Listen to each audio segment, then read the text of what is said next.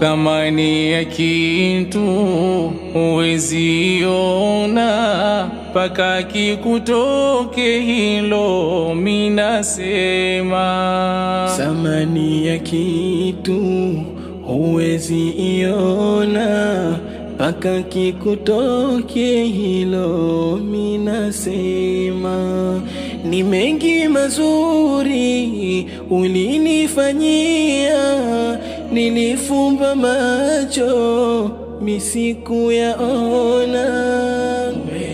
Shaitani kichwani, thamani yako ndio naiona. Wangu kipenzi